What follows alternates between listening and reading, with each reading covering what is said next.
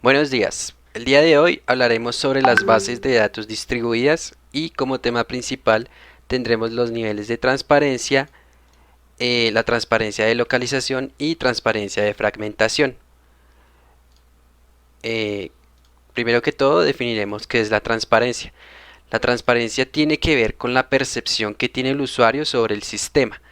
Un sistema distribuido es transparente cuando el usuario ve al sistema como un todo y no como una colección de objetos. Esto hay que tenerlo muy presente porque siempre tendemos a confundir ambos conceptos. Empezamos con los niveles de transparencia en una base de datos.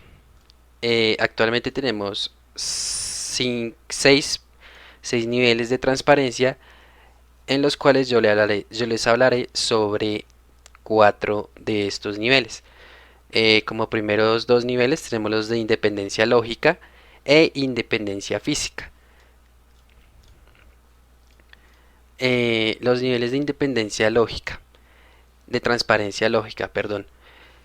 Bueno, tenemos que tener presente que se refiere a la inmunidad de las aplicaciones de usuario a los cambios en la estructura lógica de la base de datos. Esto permite un cambio en la definición de un esquema que no debe afectar a las aplicaciones de usuario. Por ejemplo, el agregar un nuevo atributo a una relación, la creación de una nueva relación y el reordenamiento lógico de algunos atributos. Como definición más acertada, podemos decir que es la capacidad de modificar un esquema en un nivel de arquitectura sin que esta modificación afecte al nivel inmediatamente superior.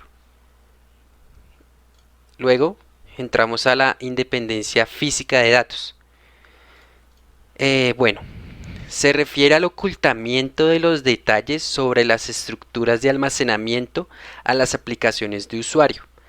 La descripción física de datos puede cambiar sin afectar a las aplicaciones de usuario. Por ejemplo, los datos pueden ser movidos de un disco a otro o la organización de los datos puede cambiar. Entonces, como vemos en este diagramita, el usuario ingresa a la base de datos, los cuales tienen diferentes métodos de acceso y por los métodos de acceso puede acceder a los datos sin llegar a modificar. Luego de esto tenemos la representación de varios niveles de transparencia de los datos. Tenemos la transparencia de denominación, la transparencia de localización, la transparencia de replicación y la transparencia de fragmentación. Estos dos temas se los dejaré a mis compañeros ya que son temas que pertenecen a ellos y son un tema más amplio y se abordará más adelante. Entonces empezaremos con la transparencia de denominación. Eh, Básicamente es necesario establecer nombre para que el usuario al consultar identifique la información. Es digamos un método fácil de entender ya que se crea una base de datos y el usuario puede acceder fácilmente a ella e identificar su información. Perdón. Luego entramos a la base de datos de replicación. ¿Qué es una base de datos de replicación? Se refiere a que si existen réplicas de este objeto de la base de datos, su existencia debe ser controlada por el sistema, más no por el usuario. Se debe tener en cuenta que cuando el usuario se encarga de manejar las réplicas en un sistema, el trabajo de este es mínimo, por lo que se puede obtener una eficiencia mayor. Sin embargo, el usuario puede olvidarse de mantener la coexistencia de las réplicas teniendo así datos diferentes. En una forma más acertada, se supone que el usuario no debe saber si la consulta que hizo fue de una copia de una base de datos, porque ya se estaría dando un acceso y esto permitiría que se modificaran varios datos y se pudiese dañar la base de datos. Eso fue todo por mí, muchísimas gracias. Buenos días, mi nombre es Diego Alejandro Pedraza y hoy voy a hablar sobre la transparencia de localización de datos. ¿Qué es esto? Es el comando que se utiliza independientemente de la ubicación de los datos en la red y del lugar donde se lleva a cabo esta operación. Por ejemplo, en Unix existen dos comandos para hacer una copia de archivo. CP se utilizan para hacer copias locales y RCP se utilizan para hacer copias remotas. En este caso no existe transparencia sobre la localización de datos, pero ¿qué es una copia local y qué es una copia remota? Una copia local es aquella que se realiza en una unidad de almacenamiento en el que esté conectada el equipo de manera local. Y la copia remota, que es la más segura, que es la que mantiene los datos fuera de la ubicación original de los archivos. Ahora, ¿qué es una transparencia sobre el esquema de nombramiento? ¿Por qué la nombro? Porque esta transparencia va de la mano con la transparencia anterior, ya que se logra proporcionando un nombre único a cada objeto en el sistema distribuido. Así evitaríamos la mezcla de información de la localización de datos con el nombre de un objeto. Y por último, vamos a hablar sobre la transparencia sobre la replicación. Se refiere a que si existen réplicas de objetos en la base de datos, su existencia tendrá que ser controlada por el sistema y no por el usuario. Tenemos que tener en cuenta cuando el usuario se encarga de manejar estas mismas réplicas en el sistema, el trabajo de este sistema será mínimo y se puede tener una gran eficiencia. Pero, sin embargo, el usuario puede olvidarse de mantener este control en las réplicas del sistema, teniendo así muchos datos diferentes y haciendo que el sistema pierda su eficiencia.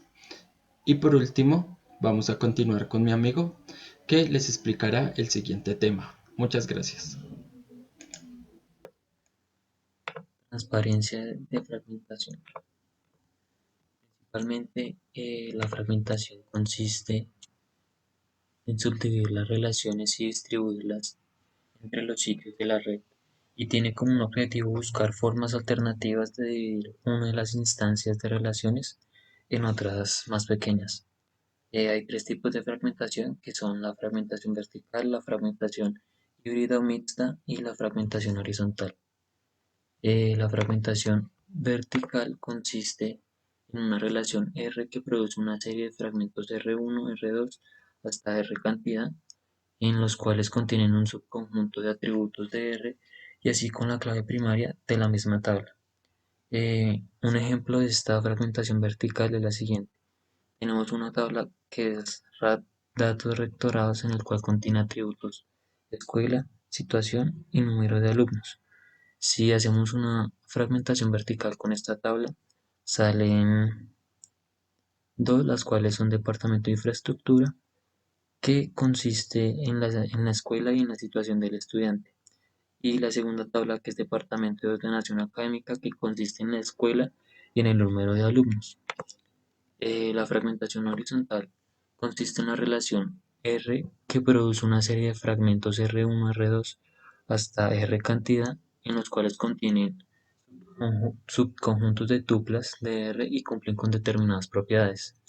Acá vemos un ejemplo de la tabla inicial de alumnos, en la cual esta tabla la podemos hacer una fragmentación horizontal de la siguiente manera. Esta relación se puede ser fragmentada basada en la escuela en la cual el estudiante está matriculado. Como podemos ver, nos salen dos fragmentaciones. La primera es la escuela de EUI y la segunda está fragmentada en la escuela de la EUIT. Como fragmentación mixta es la combinación de las dos fragmentaciones horizontales y verticales. Como un ejemplo de esta tenemos la tabla que contiene atributos DNI, escuela, nombre, nota de ingreso y beca. Acá, como podemos ver, esta relación se puede ser fragmentada de dos maneras. En la primera se basa en el DNI, en la escuela, en su nombre y en su nota de ingreso. Y en la segunda puede ser fragmentada con la relación del DNI, su escuela, su nombre y su beca. Ya para así hablar de la fragmentación de transparencia de fragmentación, es la cual nos permite que los objetivos de las bases de datos estén fragmentados y el sistema tenga que manejar la conversión de consultas de usuarios definidas sobre las relaciones globales a consultas definidas sobre sus fragmentos y también viceversa. Un ejemplo de transparencia de fragmentación es la siguiente. Tenemos una tabla de empleado, la que contiene los atributos nombre de empleado, nacionalidad del empleado, dirección del empleado, departamento del empleado y salario del empleado. Los datos de empleado están distribuidos en 3 lugares, que son Veracruz, Monterrey y DF. Como podemos ver en la gráfica, vemos que la tabla está dividida por ubicaciones, es decir, que todos los datos que están empleados de Veracruz están guardados en el fragmento E1, los datos empleados de Monterrey están guardados en el fragmento E2 y los empleados de DF están guardados en el fragmento E3.